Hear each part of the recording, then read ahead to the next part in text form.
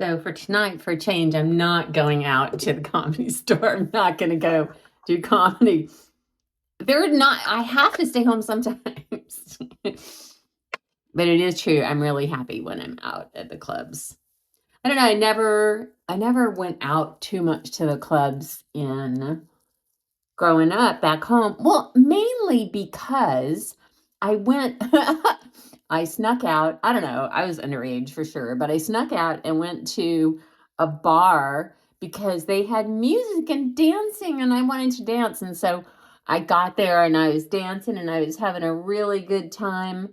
I think it was with Scotty Farr, who was too old for me. But anyway, so I went out and I was having such a good time. The bartender called my dad.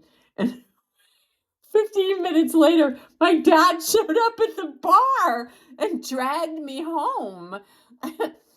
Oh man, which reminds me, he had at one point a pickup truck. So when it was time to learn how to drive, they had driver's ed and everybody was learning how to drive.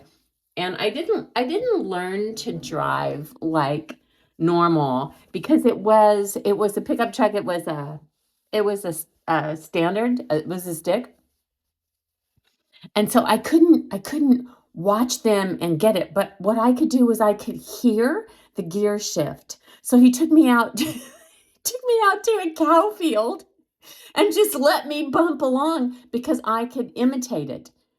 This is how I ended up being an actor, you guys. I could imitate the sound of what the gears sounded like. So when I could hear it, I could shift. And this is how I learned to downshift over the railroad tracks in a cow field.